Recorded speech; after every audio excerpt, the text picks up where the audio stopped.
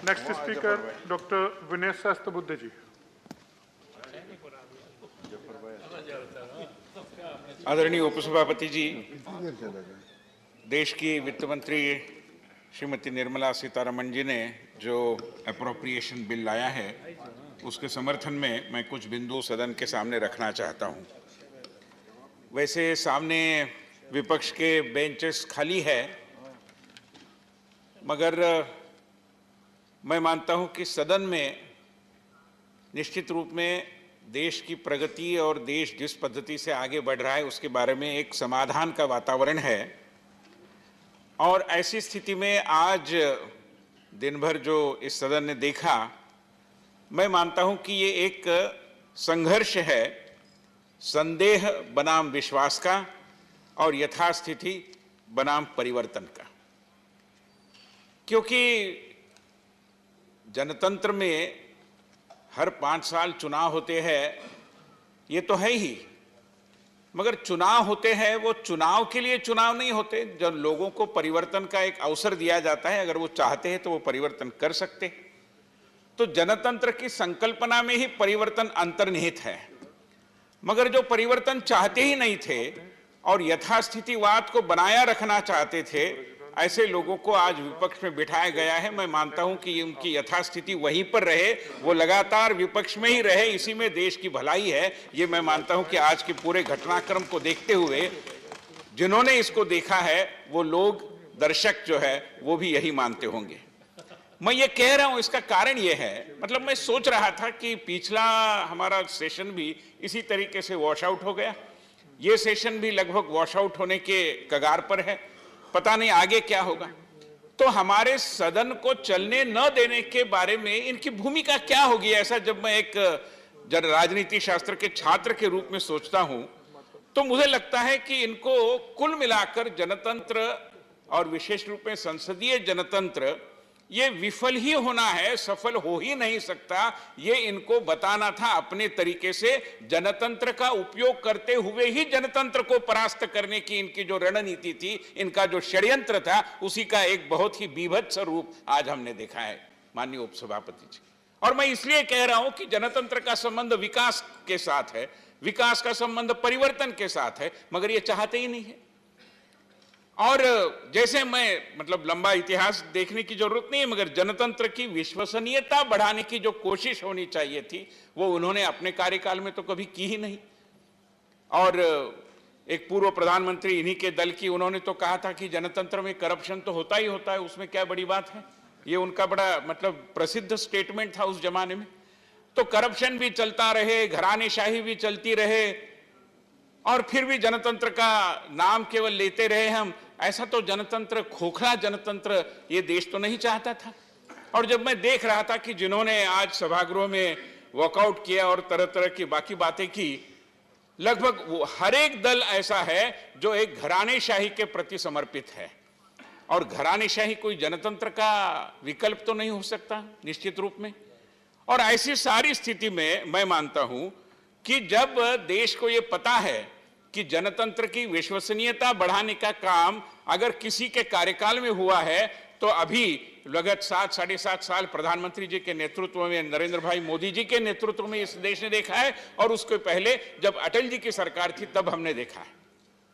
मैं बातों को उजागर करना चाहता हूं। जनतंत्र को सफल करने के लिए भी सुधारों की जरूरत होती है, और अभी जो बिल हमने इस सदन ने मंजूर किया है वो जनतांत्रिक सुधारों का बिल था।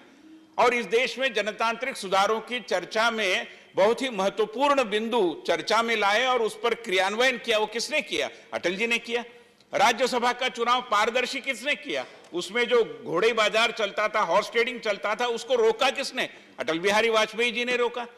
अगर हमारे देश में मंत्रिमंडल के सदस्यों का नीलाम चलता था, कितने सदस्य बनाए जाए इसके बारे में लगभग नीलामी चलती थी, उस संख्या पर प्रतिबंध लगाने का काम, जो बड़ा कठिन निर्णय था, सहमति बनाते हुए किसने किया? अटल बिहारी वाजपेयी जी की सरकार ने किया। तो जनतंत्र की विश्वसनीयता बढ़ाने की कोशिश एक ओर और जनतंत्र को खोखला साबित करने का षड्यंत्र दूसरी ओर, यह संघर्ष है। और हम भारत की जनता को इस सदन के माध्यम से आपकी उपस्थिति में यह विश्वास दिलाना चाहते हैं कि इस जनतंत्र को सफल बनाए बगैर हम रुकेंगे नहीं, थकेंगे नहीं और हमारा यह संघर्ष चलता रहेगा। और ऐसी सारी स्थिति में मतलब एक के बाद एक संस्थाओं को उद्ध्वस्त करने का एक सिलसिला चल रहा है।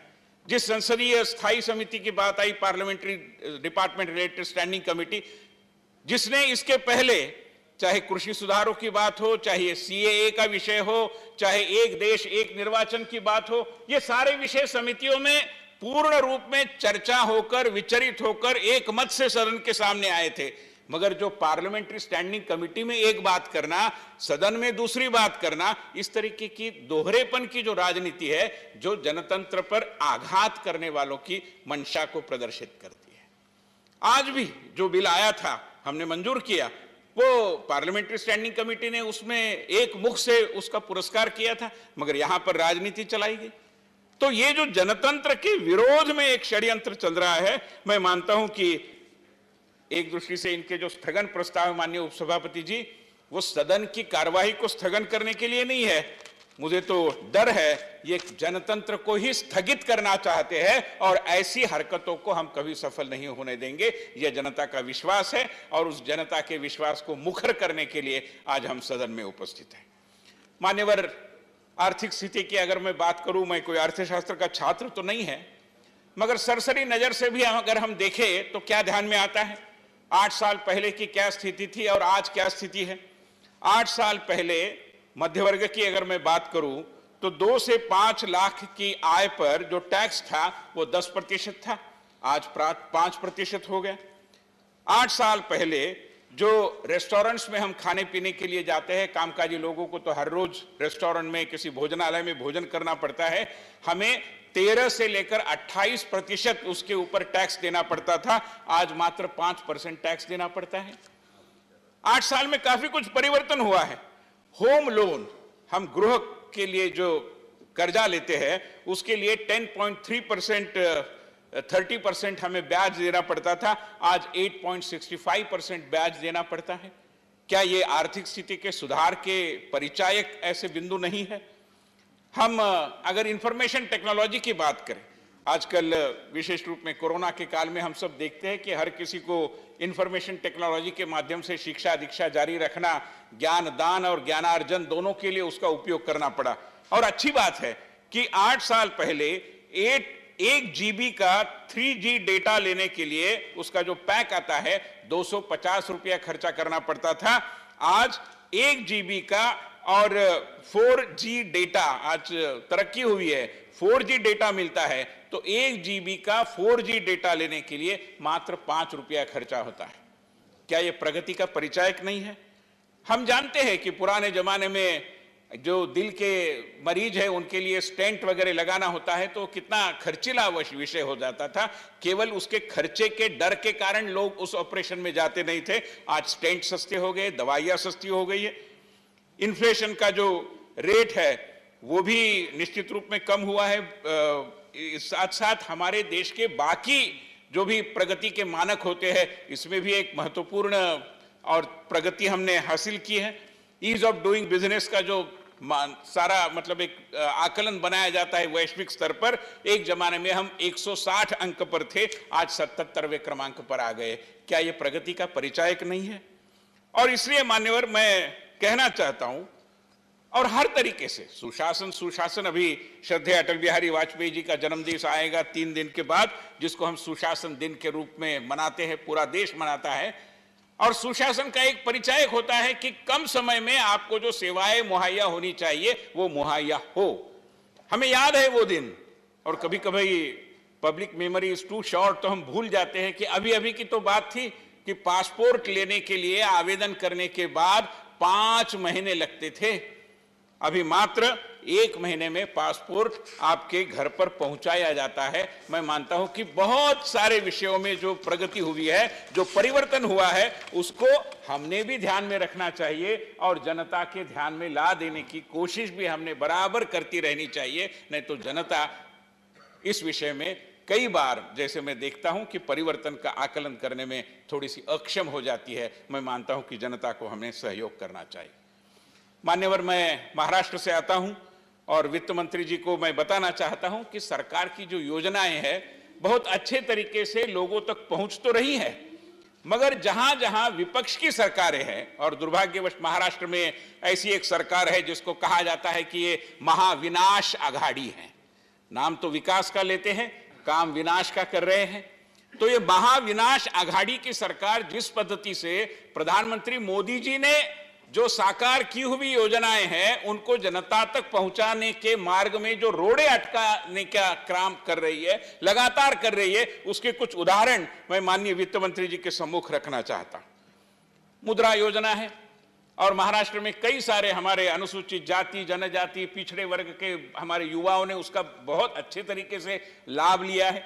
सदन को शायद पता नहीं होगा, मगर विगत 7.5 सालों में अगर एक महत्वपूर्ण काम हुआ है, ये जो हमारा पेट्रोलियम मंत्रालय है, अभी पेट्रोलियम मंत्री यहां उपस्थित थे, तो उनके मंत्रालय के द्वारा जो पेट्रोल की आवाजाही के लिए जो टैंकर दिए जाते हैं, अभी इसमें आरक्षण ये तो सरकार देने का प्रावधान था मगर अमल नहीं हुआ था, तो सरकार ने उसमें भी आरक्षण दिया और आज सैकड़ों हमारे अनुसूचित जाति, जनजाति के भाई बहन पेट्रोलियम के टैंकर चला रहे हैं और अपनी आमदनी में बहुत सारी वृद्धि उनकी हो गई है। कई सारी बातें कही जा सकती है, मगर मुद्रा लोन के बारे में मैं कहना चाहूंगा कि लोकल पॉलिटिशियंस महाराष्ट्र के महाविनाश आघाड़ी के वो कुछ न कुछ अड़ंगेबाजी करते हुए दुर्भाग्यवश बैंक अधिकारियों को एक दृष्टि से प्रेशराइज कर रहे हैं, उनको अपने पद्धति से कुछ न कुछ गलत चीजें करने के लिए बाध्य कर रहे हैं और मुद्रा के अंदर कितना ये लोगों को लोन दिया गया इसके जो पारदर्शिता होनी चाहिए उससे उनको रोक रहे हैं। मैं वित्त मंत्री जी को कहना चाहूंगा कि हर बैंक के ब्रांच को ये बाध्य किया जाने के बारे में सोचना चाहिए कि कितने लोगों को मुद्रा का लोन दिया है और कोटा समाप्त हुआ है या नहीं है, इसके बारे में प्रकट रूप में वो अगर जानकारी देती है तो जो उचित पद्धति से अर्जा जो एप्लीकेशन है वो सारा करते हुए जो पात्र व्यक्ति है उनको वंचित रखने की कोशिश सफल नहीं हो पाएगी। मान्यवर, हम जानते हैं कि उज्ज्वला योजना की सफलता एक ऐतिहासिक सफलता रही, मगर वहां पर जो साठगांठ करने वाले महाविनाश आघाड़ी के लोग हैं वो इस गैस एजेंसीज के लोगों के साथ हाथ मिलाकर कहते हैं कि नई योजना आई ही नहीं, क्योंकि उज्ज्वला से अगर गैस नहीं मिलेगा तो अधिक दाम का गैस आपको लेना पड़ेगा और उसमें मुनाफेबाजी होगी, और मुनाफेबाजी को प्रश्रय देने वाले ये लोग उज्ज्वला योजना के लाभों से जनता को वंचित कर रहे हैं। यही हाल प्रधानमंत्री आवास योजना का है।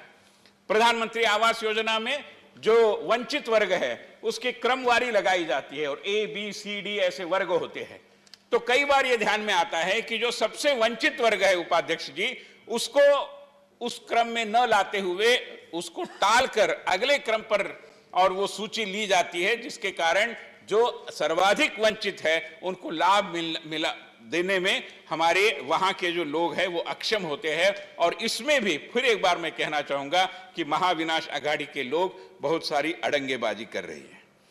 हमारे लघु और सूक्ष्म उद्योग मंत्रालय की वित्त सहायक की योजनाएं हैं, बहुत सारी योजनाएं हैं, मगर उस योजना के बारे में भी कई बार यह ध्यान में आता है कि उस योजना के तहत कर्जा लेकर जो उद्यम खड़ा करना चाहिए उसके बजाय स्थानीय लोग उनके ऊपर प्रेशर कर रहे हैं कि इसको ब्याज में लगाइए, ब्याज का जो मुनाफा होगा वही आपका मुनाफा है। इस पद्धति से उद्यमिता का जो मार्ग विकसित होना चाहिए, दुर्भाग्यवश उसमें भी कुछ न कुछ अड़ंगेबाजी करने की कोशिश हो रही है। और एक सबसे चिंता का विषय है, प्रधानमंत्री जी का सपना है, हम सबका सपना है कि हर घर नल से जल। अभी हो क्या रहा है, हमारे वहां के राजनेता महाविनाश आघाड़ी के सत्ता में है तो दबाव बनाते हैं, तो वो दबाव बनाते हुए जो भी इसके इंफ्रास्ट्रक्चर का खर्चा है, देखिए नल आने से जल नहीं आएगा, मगर वो खर्चा किस पर कर रहे हैं, कॉन्ट्रैक्टर के साथ साठगांठ करते हुए बताते हैं कि नल हम देंगे, जल के लिए मोदी जी को पत्र लिखो। ये कौन सा तरीका है, ये कौन सा तरीका है? जल उपलब्ध कराना उनका दायित्व है, नल तो हम दे ही रहे हैं, नल के लिए खर्चा हम कर रहे हैं, मगर केंद्र सरकार ने दिया हुआ धन, केंद्र सरकार ने उपलब्ध किए हुए संसाधन अपनी स्वार्थपरक राजनीति के लिए हड़प करने का यह जो षड्यंत्र वहां महाविनाश आघाड़ी के माध्यम से हो रहा है, उसकी जितनी निंदा करे हम कम है। मगर लोगों को इन्होंने जल तो दिया ही नहीं। और अब जब सरकार, केंद्र सरकार उसके लिए पूरा धन दे रही है, तो इस पद्धति का गलत प्रचार कर रहे हैं। मैं मानता हूं कि इसको गंभीरता से लेना चाहिए। इसी पद्धति की बात है, और माननीय वित्त मंत्री जी के ध्यान में मैं ये ले आना चाहता हूं कि जब ये आयुष्मान भारत योजना है, अभी राज्य सरकारें अपनी अपनी योजना भी करती है। हमारे यहां पर एक महात्मा फुले जन आरोग्य योजना है, चलिए अच्छी योजना है, मगर उसमें जो इंश्योर्ड सम है वो कम है, यहां पर ज्यादा है। मगर उनको प्रचार का टारगेट दिया गया है, तो कहते हैं कि आयुष्मान खत्म हो गया, अब महात्मा फुले को ही आप ले लीजिए। इसमें लोगों की हानि है। उनको जिस पद्धति की वित्तीय सुरक्षा मिलनी चाहिए बीमारी के पश्चात, वो मिल नहीं रही। तो मैं जरूर आग्रह करना चाहूंगा कि इसकी एक समीक्षा की जाए, इसका एक आकलन लगाया जाए। इसी पद्धति से गरीब कल्याण अन्न योजना की बात है। हमारे यहां के कार्यकर्ताओं ने जो मुझे बताया, अध्यक्ष महोदय, मैं आपके माध्यम से सदन के सामने ये विवरण लाना चाहता हूं कि गरीब कल्याण अन्न योजना में, और मैं भी यहां पर दिल्ली में और अन्य जगह राशन दुकानों पर जाकर वो जो प्रक्रिया होती है जिसमें आइडेंटिफिकेशन के तौर तरीके अपनाए जाते हैं, जहां तक मेरी जानकारी है उसमें कोई थंब इंप्रेशन का विषय नहीं है। मगर इन्होंने एक नया बिंदु जोड़ दिया कि थंब इंप्रेशन के आधार पर होगा, और किसी का भी थंब इंप्रेशन लेके जो अनाज गरीब के मुख के लिए, गरीब के सहयोग के लिए दिया है, उसको भी हड़प करने की कोशिश महाविनाश आघाड़ी के वहां के लोगों के द्वारा हो रही है। ये तो एक भयंकर जघन्य पाप है, और मैं मानता हूं कि इसके बारे में एक जवाबदेही से कार्रवाई होने की आवश्यकता है। बहुत सारे विषय हैं, मगर 2-3 बातें और कहते हुए मैं अपनी वाणी को विराम दूंगा। जैसे प्रधानमंत्री कौशल विकास योजना के अंदर, और विशेष रूप में जो कौशल विकास मंत्रालय बनाए है, उसने बहुत अच्छी योजना बनाई है। आप सब लोगों को, सदन को पता भी होगा कि जो ITI है, हमारे इंडस्ट्रियल ट्रेनिंग इंस्टीट्यूट्स बहुत सारी जगह पर है, लगभग हर जिले में है, तो उनको हर ब्लॉक में है।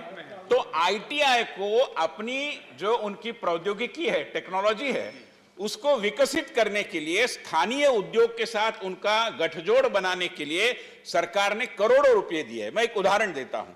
रत्नागिरी डिस्ट्रिक्ट में, महाराष्ट्र में मंडनगढ़ नाम का एक क्षेत्र है, जहां पर 3 करोड़ रुपया ITI को दिया गया। और कब दिया? 5 साल पहले दिया, जब कौशल विकास मंत्रालय बना। चाहिए क्या था कि वहां के स्थानीय उद्योग जो है, चिपळूण नाम का शहर है, बड़ी इंडस्ट्रियल एस्टेट है, और भी जगह है, तो वहां के कंपनियों के साथ बातचीत करते हुए एक उसकी परामर्श समिति बनती है। तो समिति के द्वारा वहां के श्रमिकों के लिए आवश्यक जो और पाठ्यक्रम है वो विकसित हो वहां पर। अभी टर्नर फिटर का जो पुराना पाठ्यक्रम है, आज के काल में बड़ा अप्रासंगिक सा हुआ है, तो नए पाठ्यक्रम बनाए, इसलिए सरकार ने 3 करोड़ दिया। महाविनाश आघाड़ी के लोगों ने क्या किया पता है? 3 करोड़ का उपयोग किया ही नहीं, उसको बैंक में रखा और उस पर 6 करोड़ रुपए का ब्याज 6 सालों में मिलाया। ये कितनी बेईमानी है, मतलब कोई हद होनी चाहिए। और लोगों को टेक्नोलॉजी मिली नहीं, लोगों को टेक्नोलॉजी मिली नहीं, विकास के रास्ते खुले नहीं। और इस पद्धति से अगर केंद्र सरकार ने दिया हुआ धन हड़प करने की या उसको गलत तरीके से उपयोग में लाने की कोशिश हो रही है, तो मैं माननीय वित्त मंत्री जी को जरूर कहूंगा कि इसकी समीक्षा के लिए कोई समिति गठित की जाए, क्योंकि ये उनका अधिकार नहीं है। प्रधानमंत्री जी और केंद्र सरकार अपनी प्रतिभा और परिश्रम के आधार पर लोगों के लिए जो करते हैं, वो लोगों तक पहुंचाना और वो पहुंचे, ये सुनिश्चित करना हमारा दायित्व है। मैं मानता हूं कि इस विषय में ध्यान दिया जाए। मैं 2-3 सूचनाएं सुझाव के तौर पर कर रहा हूं। हमारी जनौषधि योजना बहुत बढ़िया तरीके से चल रही है, और जो जेनेरिक मेडिसिन्स है वो जनौषधि के माध्यम से मिल भी रहे हैं। माननीय स्वास्थ्य राज्य मंत्री जी भी यहां पर है। एक सुझाव है किसानों का, आप उसको आकलन में लीजिए कि प्राणियों के लिए जो दवाइयां हैं वो भी अगर जनौषधि के माध्यम से आप उपलब्ध कराने की व्यवस्था करेंगे तो किसान आपको जरूर दुआ देंगे। और इस विषय में कृपया आप जरूर इस विषय को ध्यान में लीजिए। मेरा आपको विनम्र आग्रह है कि प्राणियों की दवाइयों का भी जनौषधि की दवाइयों की सूची में समावेश करने के बारे में आप कृपया गंभीरता से सोचें। दूसरी मेरी बात है कि कुल मिलाकर ये कोरोना काल में हमारे देश के विभिन्न वर्गों ने और बहुत परिश्रम किए, उसी में बैंकर्स भी हैं। जिन ने देखा होगा कि बैंकों को तो कोई वर्क फ्रॉम होम की सहूलियत नहीं थी, मगर बैंकर्स जो है हमारे, हमारे भागवत कराड़ साहब यहाँ पर थे, उनकी उपस्थिति में बैंकर्स का एक सम्मान का कार्यक्रम पुणे शहर में किया, तो सारे बैंक वालों ने धन्यवाद दिया कि हमें कभी किसी ने वॉरियर तो कहा नहीं, मगर हम भी तो सीमा वहां पर जाकर फ्रंटलाइन वर्कर के नाते काम कर रहे थे। तो मेरा निवेदन है कि बैंकर्स के प्रति भी कोरोना वॉरियर के रूप में उनको देखा जाए, उनको सम्मानित किया जाए, उनको एक्नॉलेज किया जाए, इसकी भी आवश्यकता है। और 2-3 छोटे विषय हैं। एक तो शिक्षा के संबंध में है, वो ये है कि हमारे देश में चार्टर्ड अकाउंटेंट या ICWA या इस तरीके की जो प्रोफेशनल बॉडीज है, उनके लिए सरकार के द्वारा कानून के आधार पर निर्मित कुछ व्यवस्थाएं हैं।